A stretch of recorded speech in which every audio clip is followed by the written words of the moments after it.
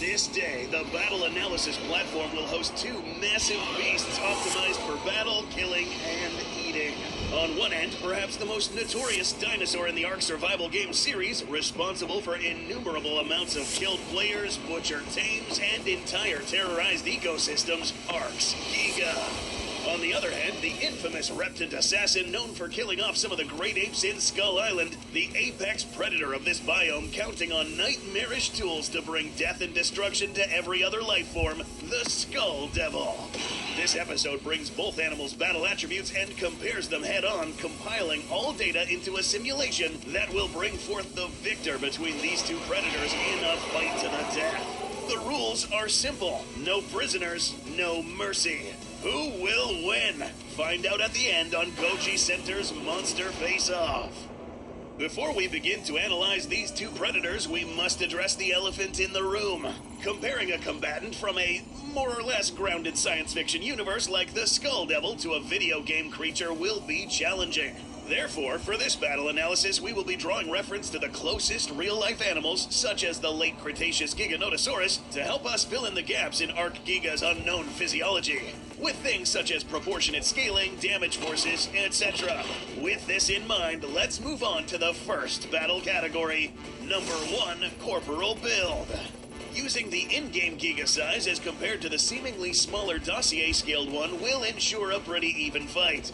We'll be using the original Ark Giga rendition first introduced in the year 2015. Although different, proportion-wise, it still aligns well with the real-life animals in terms of shape.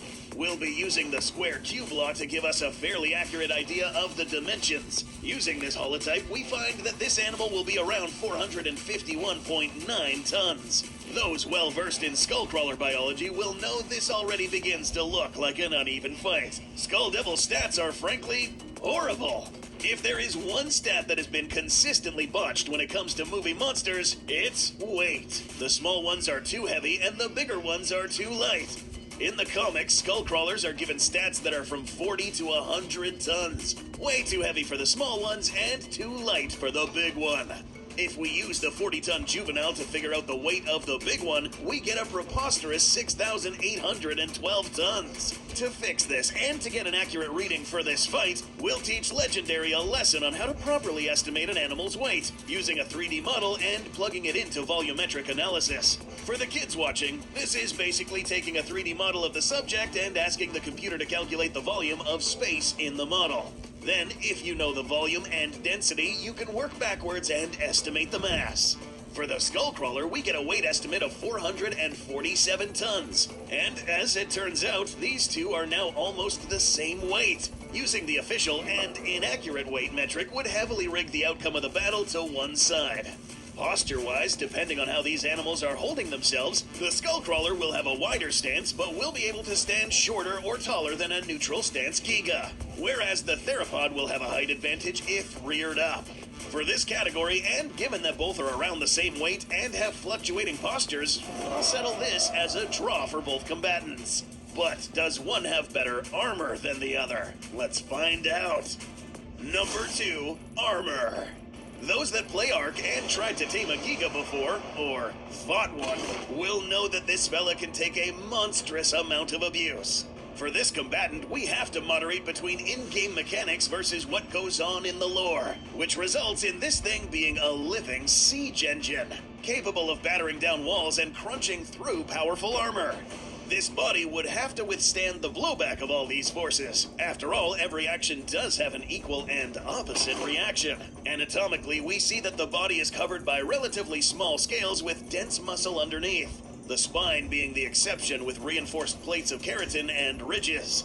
The real-life Giga also had similar features. Fossils from the closely related Sauroniops indicate that Carcharodontosaurids had exceptionally sturdy skulls to tank impacts.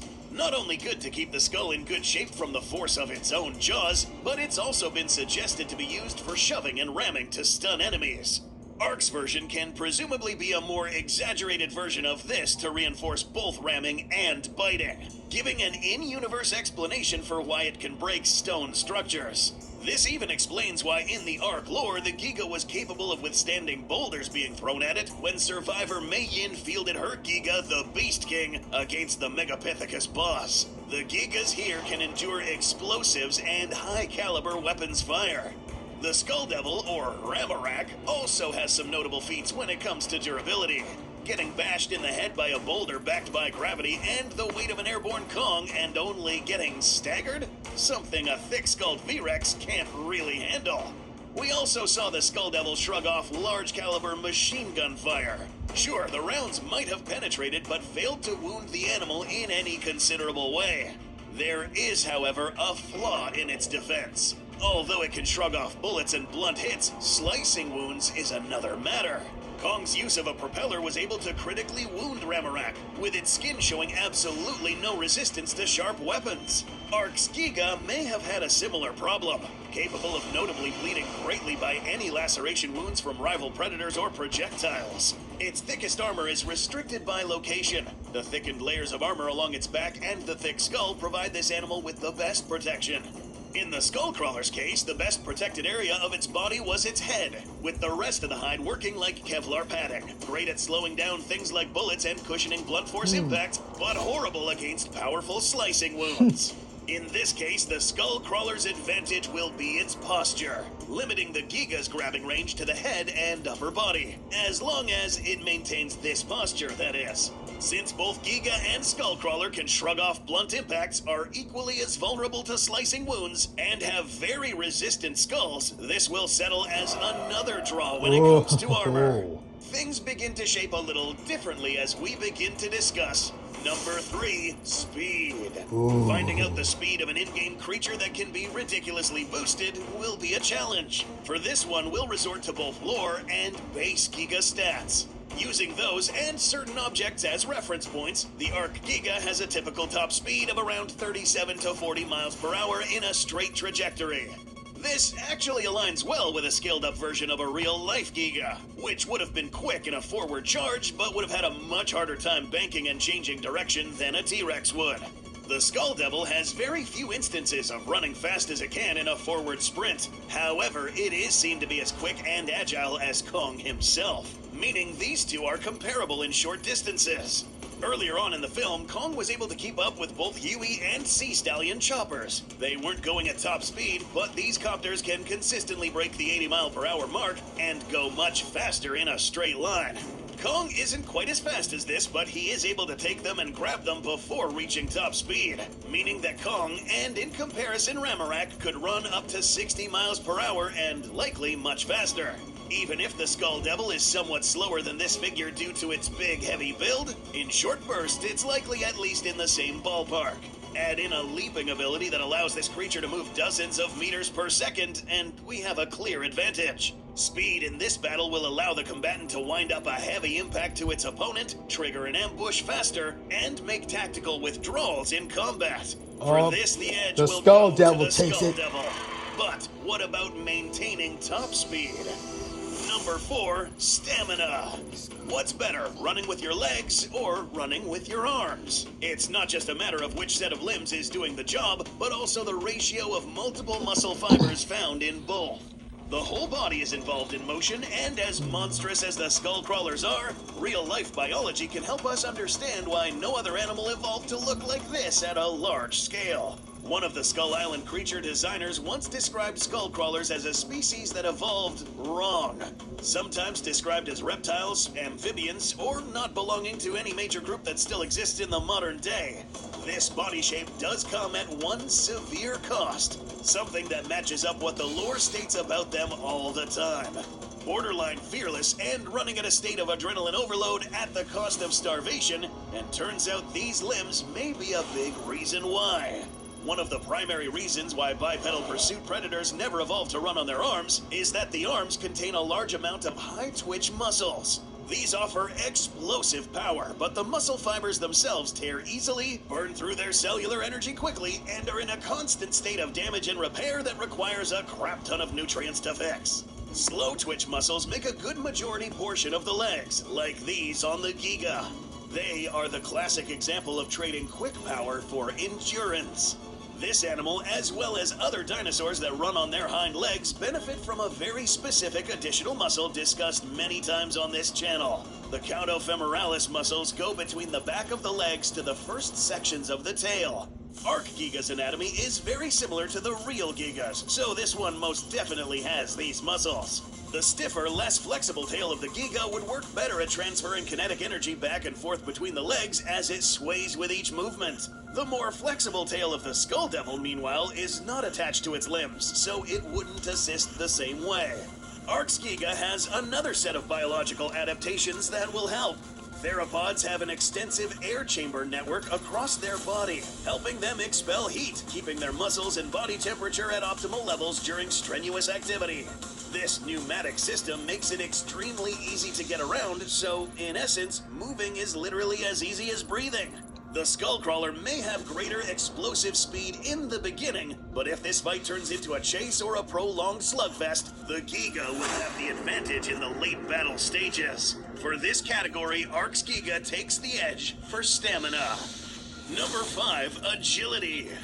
This is admittedly one of the categories with the clearest divide because of the center of gravity and base stability.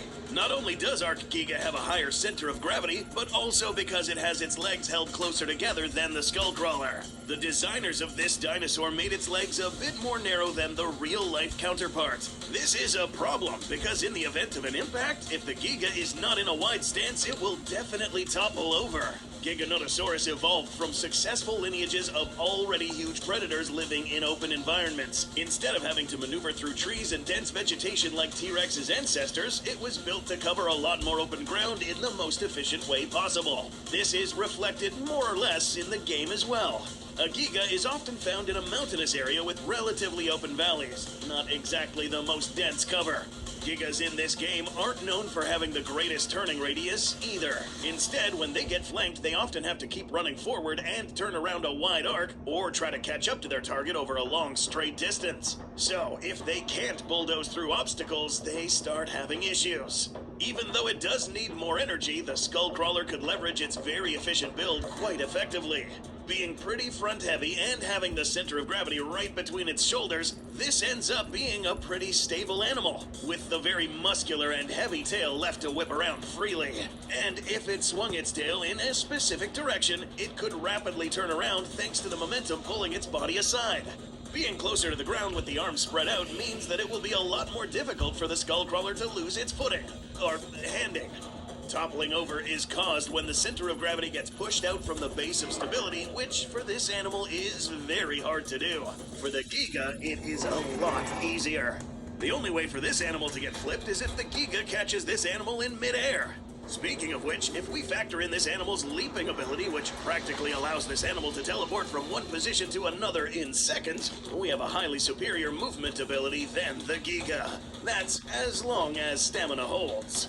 Without needing to explain further, the highly agile and stable Skullcrawler will take its first edge in overall agility. Now, let's talk about who will be making smart or dumb decisions in the midst of battle. Number 6, intelligence. Arc mechanics are one of those tricky things to quantify for a fair comparison, given that the in-game AI sometimes range from brilliant to outright stupid. Looking at the behavior of both the real-life animal and lore, however, ArcGiga might not be too shabby. While the brain of the real-life Giga wasn't as big as that of a T-Rex, this doesn't mean the Giga was unintelligent. The major differences in the brain are more from neuron clusters meant for the sense of smell, so the difference in the portion of the cortex responsible for cognitive planning wasn't all that different. Giganotosaurus intelligence is said to be somewhere between crocodiles and mammalian carnivores, which does allow for some surprising high thought. Crocs are capable of pack hunting, planning, and even setting traps, all necessary for taking down dangerous sauropods like Argentinosaurus. Real-life Gigas would accumulate a wealth of experience thanks to being long-lived, unlike animals like T-Rex who reached the old age of 30. Gigas could live up to their 50s. Healthy individuals may have lived up to 70. But there's an in-game detail that might put all this to waste. ArcGiga, like every other living organism, is generated in the maps by the Overseer. This might imply lack of experience, but there's a catch. Human protagonists in Ark are all generated as well, copied and modified from the past, but also retaining memories. If the program generating the animals did something similar, it's likely that any generated Giga would not only have experience from its long time in the game, that being because there's almost nothing in the map that could cut its life short, and have memories of whatever original Giga template it was modified from. That is, except when it's in rage mode. In both in-game and lore, the Ark Giga goes completely berserk upon entering the enraged state. Now, this has some massively critical benefits that will be discussed later, but it means that all strategy has gone out of the window, except mere hunting instincts. Even a tame Giga raised from birth that is loyal will turn on its caretaker. The Skull Devil also has great experience to draw back from, this one specifically having a lot of battle experience under its belt, having survived and struck the decisive blow that won the Skullcrawlers the war for Skull Island. Temporarily, at least. These animals by default are intuitively fixated on their objective, which is hunting and eating. However, this adult version is shown to pause and think. Examples are showing cognition by not acting berserk, at least in the beginning of the fight, and stopping and looking at Earl Cole with suspicion instead of lunging in and attacking mindlessly. To be clear, in both the film and book adaptation, Ramarak did take pause before he attacked. In the book, he actually decided to bite down only to get blasted, but survived nonetheless. In combat, especially against big animals, Skullcrawlers do know how to target certain weak areas of their prey, such as aiming for the neck and head many times, disabling limbs, and knocking things off balance. This will be more or less easy to figure out against an animal who will have more trouble keeping its balance. Whereas the Giga has decades of battle experience, the Skull Devil potentially has centuries to draw from.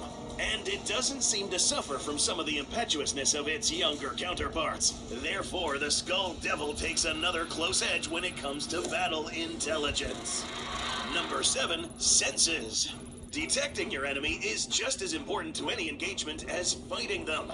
A clever ambush might win the day, whereas a botched one might lead to defeat. One thing mentioned in official factoids is that these have a lot in common with snakes. Inside snakes, we may find a reason why Skullcrawlers were really good at hunting. A forked tongue and head shaped similar to a mosasaur might reveal that this fella might have a Jacobson's organ right above the roof of its mouth. This tongue would pick up airborne scent particles and get scanned by this organ, telling it what type of animal it is and what direction it came from depending on which fork picked it up. Other material found in Monarch field guides make it sound like this species has something similar to the infrared pit sensors found in boas, pythons, or pit vipers. Possibly placed close to the dark patch in front of the actual eyes, this contains a sensor attached to visual organs which will allow the Skullcrawler to actually see heat sources. Even through water, fog, or dense dark environments, as long as you're a warm-blooded creature with a pulse, this animal will see you first. Speaking about sight, Ark Giga's vision isn't too bad after all. A 2001 study on the closely related Carcharodontosaurus revealed that the brain was similar to that of crocodiles in that it emphasized sight over smell. Not that it couldn't smell good, but rather not be as good as the overly powerful smell detectors of a T-Rex. These guys were sight-based, with a lot of focus on telling light from dark in night vision, as well as good color vision that could potentially extend to the UV spectrum. In short, a Giganotosaurus would have way better color vision than humans.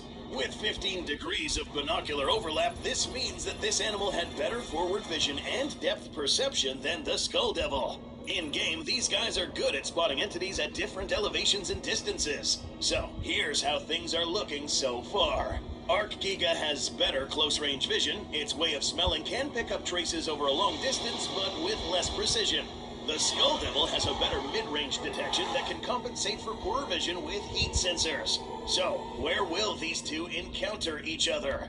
Both V Island and Skull Island have more or less similar topography, areas with plains, mountainous regions, jungles, and swamps. It's likely that both Skullcrawler and Giga will run into each other in the terrain that more or less matches up with what they were accustomed to.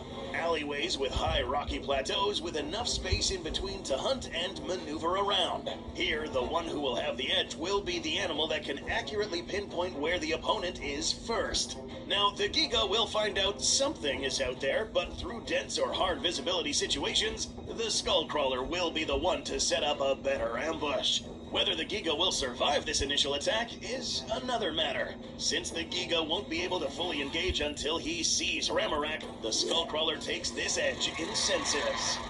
Number 8, Bite Effectiveness. Since both animals stood at a draw when it came to armor, there might end up being a stark difference and hence a clear winner of this edge. While the real-life Giga did not have the jaws of the T-Rex, it still isn't to say that its jaws weren't powerful. Bite marks and evidence of diet show that even smaller animals like Allosaurus were capable of breaking and crunching bone. Giganotosaurus had the most powerful bite of any Carnosaur thanks to being both the largest and robust. Scaling up to Ark's version, and we have an absolute monster of a bite that can both in-game and in lore one-shot a major portion of the animals that are found on the island.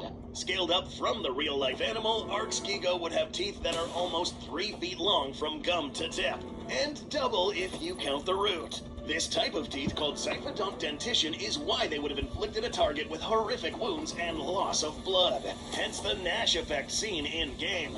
This is just an exaggerated version of the real-life specialization. While Giga's teeth weren't meant for clamping and crushing like a T-Rex, this type of tooth comes with the benefit of being able to repeatedly bite down multiple times in rapid succession, just like in the game. Serrations on the front and back of each tooth make each the equivalent of a hacksaw that can pierce, bite, and slice. Consider that the comparatively weak bite forces of animals like the Komodo can cause catastrophic tissue damage with these kinds of teeth. This Giga not only has more, but it's got the biggest and strongest set of jaws possible for this sort of bite. How strong? These can shatter stones in-game, so these teeth are not only sharp, but tough. If pressed violently and fast against any surface of the Skullcrawler, one who, by the way, is specifically vulnerable to this kind of damage, will cause nothing but serious laceration injuries. And the lag between bites is going to be relatively short. But can the Skullcrawler bite back effectively? Let's find out. As covered previously, Skullcrawlers don't exactly have a shabby bite by any means, but they aren't necessarily outstanding. These kinds of jaws were some of the primary ways of dismembering most of the great apes in the island, and the adolescent Kong did knowingly try to avoid direct bites as much as possible. Still, he was able to withstand bites to the arms without catastrophic injury. Granted, the fur did help a lot in this. The jaws on the crawler resemble animals like the python, which focus on snagging flesh, and those of a penguin with the larger teeth or papillae in the center row pointing to the back of the throat. It would cause nasty business if it managed to get its mouth around and push something down. Bites to the face, snout, limbs, and tail might be hard to pry off without taking something with them. Which is why Kong had to pry the jaws back open whenever he was trying to shake it off from biting its neck, lest he got his throat yanked out. Skullcrawler jaws were made to grip, grasp, and hold, making it easy for prey and flesh to slide right in. Because the teeth are not pointing straight down, this means bite force from the jaws will not be used to its full potential. Used against the broad frame of the Giga, it really wouldn't do the required damage to kill, unless it was aimed at the throat coupled with a very good grip.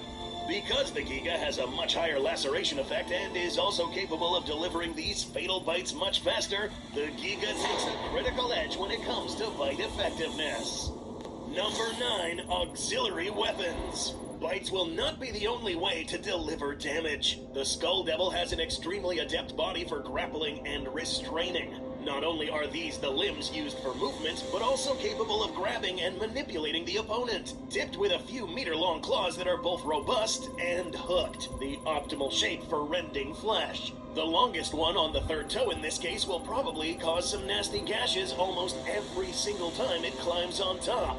Perhaps the most notable of these additional sets of weapons is the tail. Taking up half of its length, this prehensile limb can pick up animals as heavy as itself and hurl them over large distances. This type of weapon will be something this Giga has never encountered before. The animals that he dwells with don't really have this specific type of prehensile tail. Instead, upon seeing it, the Giga will register this as something that could potentially be used as a whip, which is something the Skullcrawler does use this for. This adult one has bony barbs that will make each impact a lot more painful and capable of cutting through skin.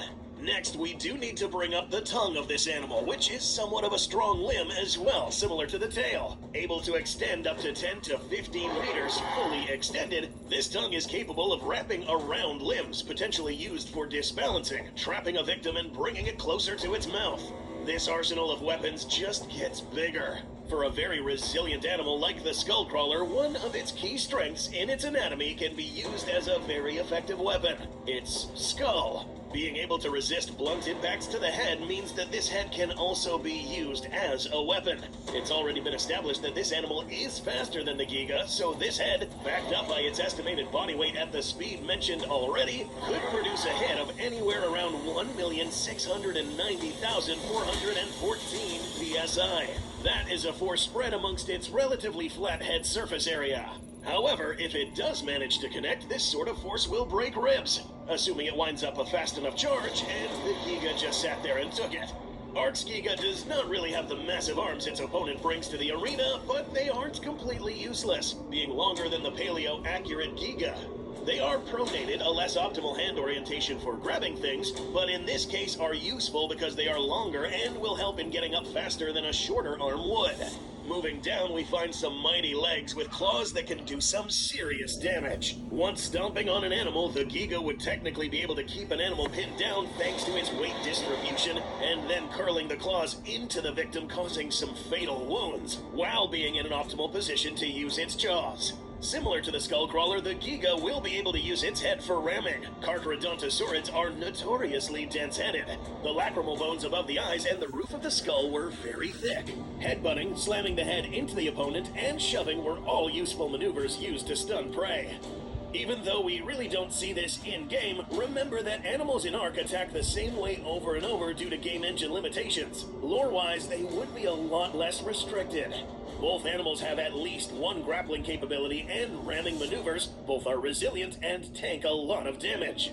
The Skullcrawler in this case has a larger array of weapons and options to choose from depending on the situation. One to strike at a distance, throw an opponent, keep one in place, all this at the expense of balance. For this category, the edge will go to the Skullcrawler.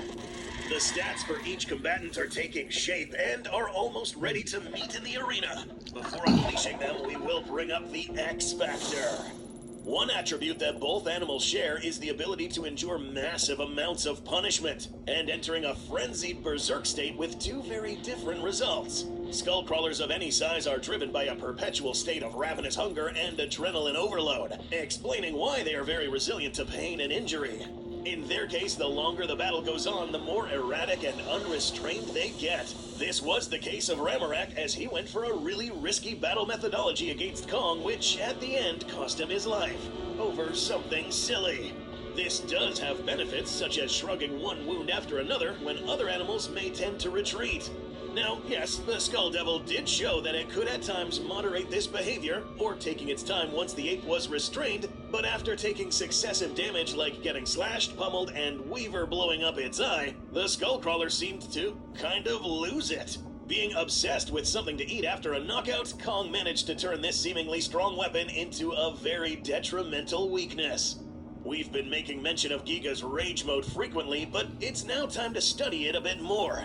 This in-game mechanic makes this already aggressive apex predator into a force of pure unstoppable destruction. After taking a large amount of damage in rapid succession, especially by blunt force of bad falls, the Giga's physiology triggers its infamous Rage Mode. In this state, any prior injuries are still there, but its body overrides any pain and does not slow down this dinosaur at all. This doesn't end here. Game stats themselves give the animal roughly double its initial attack power. In the lore, Mei Yin directly states the Giga grew noticeably stronger when enraged. This proved critical when she fielded her Giga against the might of Ark's bosses. One instance in particular against the giant Megapithecus and army of apes, it was the Beast King's enraged state that tilted the odds. Even with her impressive army of powerful creatures, Mei Yin attributed the victory entirely to the timely use of the Rage ability. In this fight, if the Giga gets wounded repeatedly or suffers from an exceptionally blunt impact, all other brain functions will be thrown out the window, all pain receptors ignored, and all cognitive power will be directed at one objective: kill everything. No slowdowns, no matter the wound, as long as it's physically able. A truly puzzling and frightening sight to see for any opponent. We are now ready to unleash both combatants in the battle arena. The Skullcrawler, with its large array of weapons and agile build, wins the edge in speed, agility, a close edge in intelligence, better senses to set up an ambush, and auxiliary weaponry. Ark's Giga can survive a long battle by winning the edge in stamina and taking home the very critical edge of bite effectiveness. Both animals stand equal when it comes to corporal build and armor. This battle takes place in an environment that meets both animals' preferred settings. Enough places to walk through with rugged terrain to sneak up on prey. In such terrain, the likelihood of an encounter between the Giga and Skullcrawler would be high, in a place where neither has a clear deciding advantage.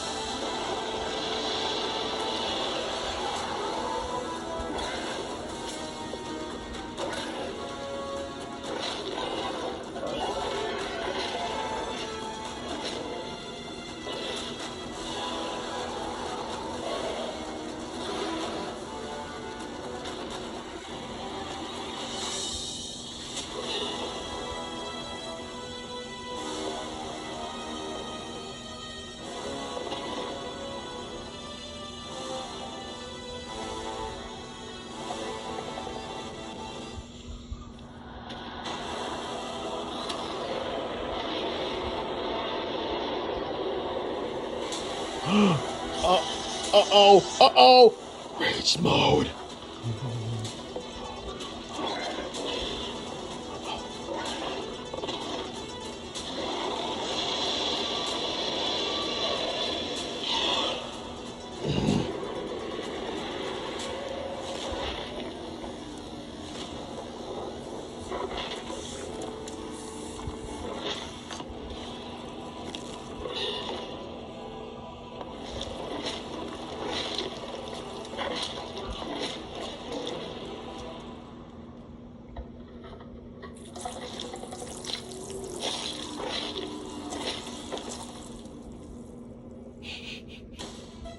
terrain in this battle simulation being on terrain that hosts a neutral encounter, it is Arx Giga who takes the win. That said, this was a very close matchup. Both combatants have distinct advantages over one another that, in fact, if circumstances were changed, could result in the battle being very different in favor of one or the other. The attributes that ended up being the deciding factors in this battle terrain were bite effectiveness, but more importantly, the X Factor. Because the Skullcrawler is better suited with the appropriate senses, this animal was actually able to pull off a successful ambush, catching the already nervous Giga off guard. Any lesser animal would have succumbed, but this isn't just any animal. Arx Giga is made different. The explosive Skullcrawler, seeing that this thing is easy to topple over, pulls its leg and knocks the Giga on its side. Before it can move on to another body part, the Giga's loose foot manages to inflict a nasty cut to the Skullcrawler's face. Remorak recovers despite the deep wound, but this is far from over. The battle has just begun. Arx Giga gets surprised by the crawler's long reach and a tail that can strangle him. In an attempt to topple him over, the Giga takes a wide stance and manages to shake off the Skull Devil. This tail is already registered as a threat, and a predator like the Giga handles this with ease with its exceptionally sharp slicing bite. Angry and hungry, the agile Skullcrawler hops and pins down the Giga, and attempts to bite its back to deliver a decisive blow. This bite lands on the armored back of the Giga, who rolls over in a desperate attempt to shake off the Skullcrawler once again. Those hands and arms have proven troublesome. Remembering that an ambush worked prior, the Skullcrawler makes a tactical retreat and sets up another surprise. In a more neutral environment, we see that both resilient animals dragged this into a slugfest, tiring the Skullcrawler faster and making it resort to more drastic tactics, such as blunt charges, which in this case ended up inadvertently activating the Giga's rage mode. The smart thing to do would be backing off and waiting for it to wear off, but since the Skullcrawler was already hyped up, this wasn't going to happen. In turn, the Giga, with close to double the energy, strength, and pain tolerance, now moves faster, and his blows are much more lethal. Enough to knock back the similarly sized Skullcrawler, punishing it with its now more fatal bites to the muscles and tendons. The result being a handicapped animal at the mercy of a predator who won't stop biting. Arx Giga may have been the victor here, but remember, considering that in the novelization the Skull Devils were stated to be amphibious, the Skullcrawler might have had a huge advantage if the battle specifically took place in the water. Even if it was hip deep, and since the Giga is notoriously slow in the water, the Skullcrawler would actually be able to end this battle quickly, given that it would be moving freely while the opponent was a sitting duck. Similarly, in a more dense terrain with even more obstacles, Remorak would have possibly won. Without putting these two creatures in neutral circumstances, this is one of those battles that can really only be answered with, it depends.